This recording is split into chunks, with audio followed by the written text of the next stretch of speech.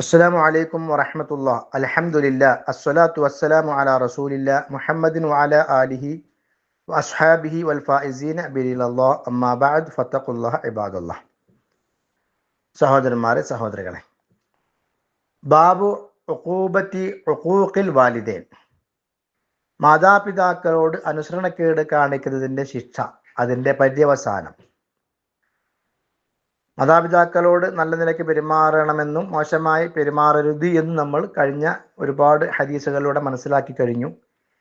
ഇനി മാതാപിതാക്കളോട് അനുസരണക്കേടവും അതേപോലെ ധിക്കാരവും എല്ലാം കാണിക്കുന്ന ഒരു വ്യക്തിയാണെങ്കിൽ ആ വ്യക്തിക്കുള്ള ശിക്ഷയെക്കുറിച്ചാണ് നബി സല്ലല്ലാഹു അലൈഹി വസല്ലമ പഠിപ്പിക്കുന്നത്. അതിനെക്കുറിച്ചുള്ള അധ്യായമാണ് ബാബു ഉഖൂബത്തി ഉഖൂഖിൽ വാലിദൈനി, മാതാപിതാക്കളോട് അനുസരണക്കേട് കാണിക്കുന്നതിൻ്റെ ശിക്ഷയെക്കുറിച്ചുള്ള അധ്യായം. عن أبي بكرة رضي الله عنه عن النبي صلى الله عليه وسلم قال, അബൂ ബക്കറ റളിയല്ലാഹു അൻഹു പറയുകയാണ്, നബി സല്ലല്ലാഹു അലൈഹി വസല്ലം പറഞ്ഞിട്ടുണ്ട്, മാ മിൻ ദംബിൻ അജ്ദറു അൻ യുഅജ്ജല ലിസ്വാഹിബിഹി അൽ ഉഖൂബതു മഅ മാ യുദ്ദഖറു ലഹു മിനൽ ബഗി വ ഖതിഅത്തിർ റഹം. പരലോകത്തേക്കുള്ള ശിക്ഷ നിലനിൽക്കെ തന്നെ ആ വ്യക്തി ചെയ്ത തെറ്റിനുള്ള ശിക്ഷ ഇഹലോകത്ത് വളരെ ധൃതിയിൽ വേഗത്തിൽ നൽകപ്പെടാൻ ഏറ്റവും അർഹമായിട്ടുള്ള പാപം എന്ന് പറയുന്നത് രണ്ട് കാര്യങ്ങളാണ്. ഒന്ന് അൽ ബഗി, മറ്റൊന്ന് ഖതിഅത്തുർ റഹം. അപ്പോൾ ബഗിയും ഖതിഅത്തുർ റഹമും നടത്തിക്കഴിഞ്ഞാൽ പരലോകത്ത് അവന് ശിക്ഷയുണ്ട്, അതിനു മുമ്പ് ഇഹലോകത്ത് തന്നെ ശിക്ഷ അവന് ലഭിക്കും എന്നാണ് പഠിപ്പിക്കുന്നത്. ചില തിന്മകൾ അങ്ങനെയാണ്, അതിൻ്റെ ശിക്ഷ ഇഹലോകത്ത് പോലും ചിലപ്പോൾ അനുഭവിക്കേണ്ടി വരും. എന്നാൽ ഇഹലോകത്ത് അവൻ ആ ശിക്ഷ അനുഭവിച്ചു എന്നുള്ളത് കൊണ്ട് പരലോകത്തെ ശിക്ഷ നീങ്ങിപ്പോകുന്നില്ല. പരലോകത്ത് ശിക്ഷ ലഭിക്കാതിരിക്കണമെങ്കിൽ അവൻ ആ തെറ്റിൽ നിന്ന് തൗബ ചെയ്ത് മടങ്ങുകയും അല്ലാഹു സുബ്ഹാനഹു വ തആലയോട് ഇസ്തിഗ്ഫാർ നടത്തുകയും ചെയ്യേണ്ടതുണ്ട്. അപ്പോൾ ഏതാണ് ആ തെറ്റുകൾ? ഒന്ന് അൽ ബഗി. ബഗി എന്ന് പറഞ്ഞാൽ അതിര് കവിഞ്ഞ് പ്രവർത്തിക്കുക എന്നാണ്. ഏതൊരു വ്യക്തിയോടും നിശ്ചയിക്കപ്പെട്ട പരിധി വിട്ടുകൊണ്ട് പ്രവർത്തിക്കുക. മുജാവസത്തുൽ ഹദ് എന്ന് പറയും, അല്ലെങ്കിൽ അൽ ഇഫ്റാത്തു അലൽ മിഖ്ദാർ അല്ലദി ഹുവ ഹദ്ദു ഷൈഇ. ഏതൊരു കാര്യത്തിലും സ്വീകരിക്കേണ്ട നടപടികളുണ്ട്, അതിനപ്പുറമായി പ്രവർത്തിക്കുക. ഇപ്പോൾ ഒരാൾ, ഒരു ഉദാഹരണം പറയാണ്, ഒരു കമ്പനിയിൽ ജോലി ചെയ്യുക, നമ്മുടെ സ്ഥാപനത്തിൽ ജോലി ചെയ്യുന്ന ഒരാൾ 1 മണിക്കൂർ വൈകി വന്നു. ആ 1 മണിക്കൂർ വൈകി വന്നതിൻ്റെ പേരിൽ അദ്ദേഹത്തോടുള്ള ദേഷ്യം കൊണ്ട് ആ ദിവസത്തെ മുഴുവൻ ശമ്പളം കട്ട് ചെയ്യുക, അത് ബഗിയാണ്. അതേ സ്ഥാനത്ത് 1 മണിക്കൂർ വൈകി വന്നു, ആ മണിക്കൂറിന്റെ ശമ്പളം ഞാൻ തരികയില്ല എന്ന് പറഞ്ഞാൽ അത് ഒരു ഹദ്ദാണ്, പരിധിയാണ്, അവിടെ നിൽക്കാം, അത് അനുവദനീയമാണ്.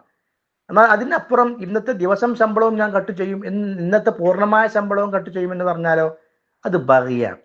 അതാണ് ഇഫ്റാ അൽ മുജാവസത്ത് വ ഇഫ്റാത്തു അലൽ മിഖ്ദാർ അല്ലദി ഹുവ ഹദ്ദു ഷൈഇ.